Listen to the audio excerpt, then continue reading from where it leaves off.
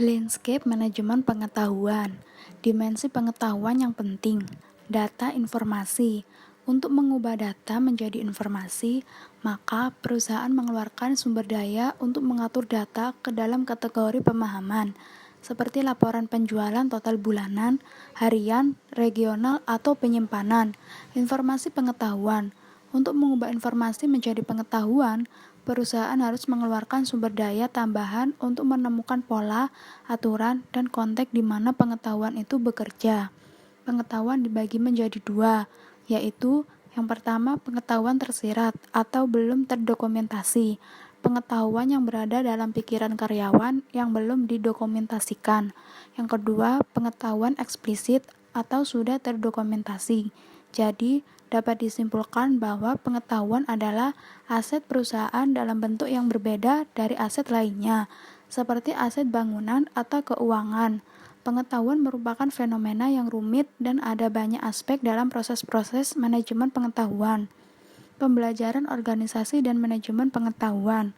Organisasi yang belajar untuk menyesuaikan perilaku mereka mencerminkan pembelajaran tersebut dengan menciptakan proses bisnis yang baru dan dengan mengubah pola dalam pengambilan keputusan manajemen. Proses perubahan ini disebut dengan pembelajaran organisasional. Rantai nilai manajemen pengetahuan. Yang pertama, penguasaan pengetahuan. Sistem manajemen pengetahuan yang pertama berupaya untuk membangun gudang dokumen perusahaan, laporan, presentasi, dan praktik pelaksanaan yang terbaik.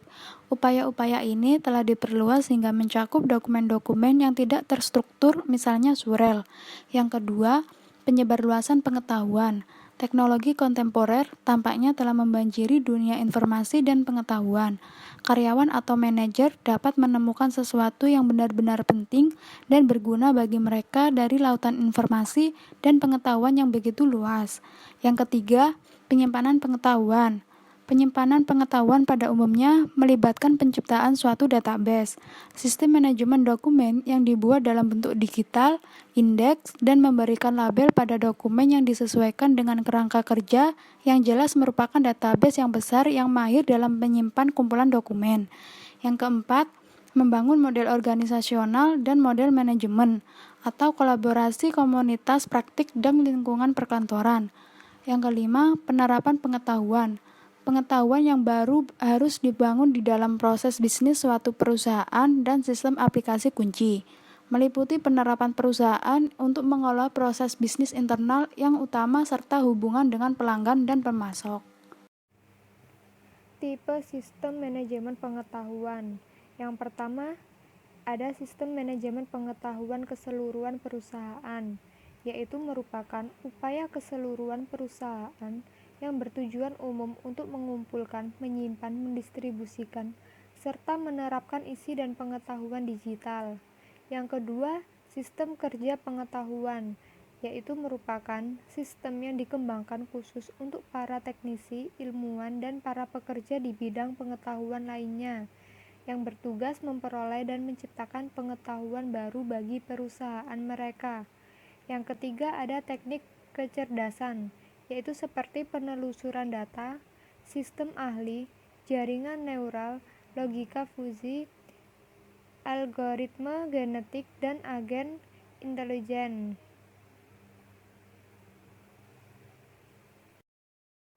B. Sistem manajemen pengetahuan keseluruhan perusahaan. Sistem manajemen konten perusahaan. Sistem manajemen konten perusahaan membantu organisasi untuk mengelola kedua tipe informasi tersebut. Mereka memiliki kapasitas untuk menangkap pengetahuan, penyimpanan, pemulihan, distribusi, dan pemeliharaan untuk membantu perusahaan dalam meningkatkan pemrosesan dan keputusan bisnis mereka.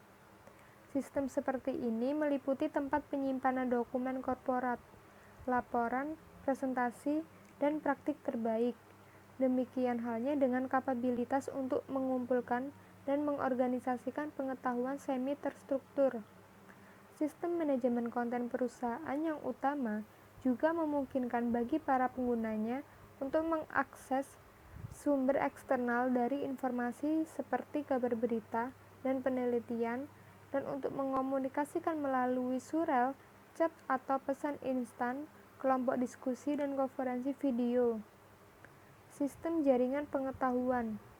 Sistem jaringan pengetahuan ini membahas mengenai permasalahan yang timbul ketika pengetahuan yang tepat tidak dalam bentuk digital dokumen, tetapi sebagai gantinya berada dalam memori para ahli individual dalam perusahaan. Kolaborasi dan alat bantu sosial serta sistem manajemen pembelajaran. Social bookmarking mempermudah untuk mencari dan berbagi informasi dengan memungkinkan bagi para penggunanya untuk menyelamatkan bookmark mereka pada laman web di situs web publik dan menandai bookmark tersebut dengan kata kunci. Taksonomi yang diciptakan oleh pengguna dirancang untuk berbagi bookmark yang disebut dengan folksonomies. Delicious, Slashdot, dan Pinterest merupakan situs sosial bookmarking yang terkenal. C. Sistem kerja pengetahuan. Perusahaan juga memiliki sistem khusus untuk pekerja pengetahuan dalam membantu mereka menciptakan pengetahuan baru dan untuk memastikan bahwa pengetahuan ini terintegrasi dengan benar ke dalam bisnis. Pekerja pengetahuan dan kerja pengetahuan. Pekerja pengetahuan biasanya memiliki tingkat pendidikan dan keanggotaan yang tinggi dalam organisasi profesional dan sering diminta untuk melakukan penilaian independen sebagai aspek rutin pekerjaan mereka. Pekerja pengetahuan melakukan 3 peran penting yang penting bagi organisasi dan manajer yang bekerja di dalam organisasi. Yang pertama, menjaga pengetahuan organisasi saat ini dalam pengetahuan saat berkembang di dunia luar dalam teknologi, sains, pemikiran sosial, dan seni. 2. Melayani konsultan internal mengenai bidang pengetahuan mereka, perubahan yang terjadi dan peluang. 3. Bertindak sebagai agen perubahan, evaluasi, inisiasi, dan promosi proyek perubahan. Persyaratan sistem kerja pengetahuan. Sebagian besar pekerja pengetahuan bergantung pada sistem perkantoran, seperti pengolahan kata, voicemail, email, konferensi video, dan sistem penjadwalan, yang dirancang untuk meningkatkan produktivitas pekerja di kantor.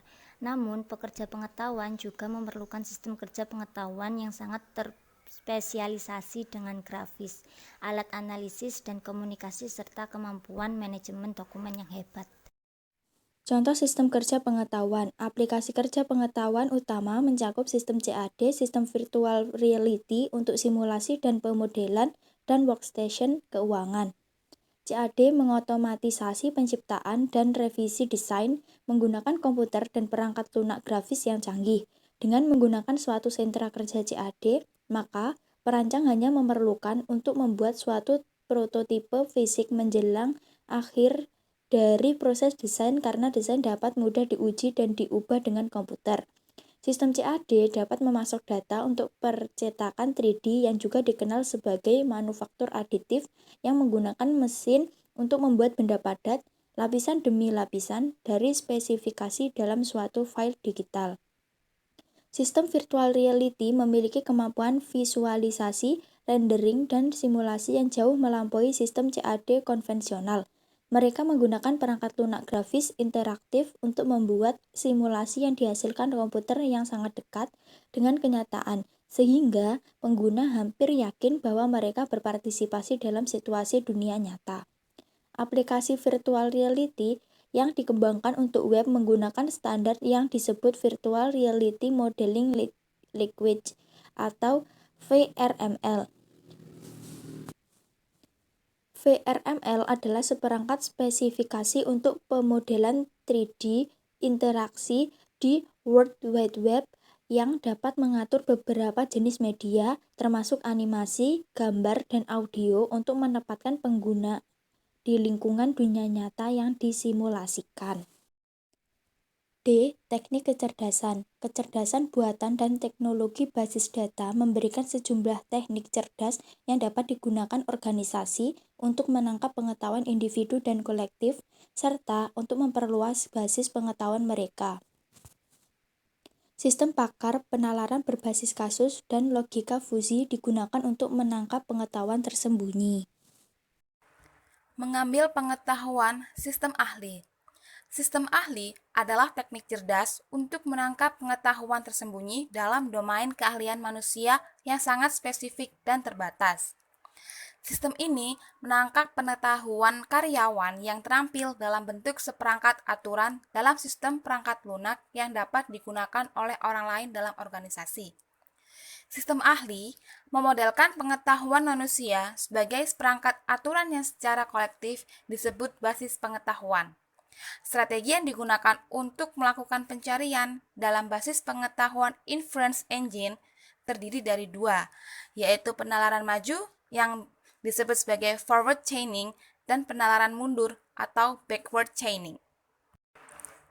Berikutnya ada kecerdasan organisasional penalaran berbasis kasus. Tugas utama sistem ahli adalah menangkap pengetahuan tersembunyi para ahli individual. Namun, organisasi juga memiliki pengetahuan dan keahlian kolektif yang telah mereka bangun selama bertahun-tahun. Selanjutnya yaitu sistem logika fuzi. Teknologi berbasis aturan yang dapat mempresentasikan ketidaktepatan seperti yang telah disebutkan, dengan menciptakan aturan yang menggunakan nilai subjektif atau nilai yang mendekati. Organisasi dapat menggunakan logika fuzi untuk menciptakan sistem perangkat lunak yang menangkap pengetahuan tersembunyi di mana terdapat ambiguitas linguistik. Berikutnya yaitu pembelajaran mesin. Mesin yang dipelajari adalah mesin yang seperti manusia dapat mengenali pola dalam data dan mengubah perilakunya berdasarkan pengakuan akan pola pengalaman atau pembelajaran sebelumnya yaitu database. Selanjutnya, agen intelijen. Agen intelijen adalah program perangkat lunak yang bekerja di latar belakang tanpa intervensi langsung manusia untuk melaksanakan tugas spesifik berulang dan dapat diprediksi untuk pengguna individual. Proses bisnis atau aplikasi perangkat lunak. Aplikasi pemodelan berbasis agen telah dikembangkan untuk memodelkan perilaku konsumen, pasar saham, dan rantai pasokan dan untuk memprediksi penyebaran epidemi. Yang terakhir, ada sistem alhibrida. Algoritma genetika, logika fuzi, jaringan saraf tiruan, dan sistem pakar dapat diintegrasikan ke dalam satu aplikasi untuk memanfaatkan fitur terbaik dari teknologi ini. Sistem semacam itu disebut sistem hibrida.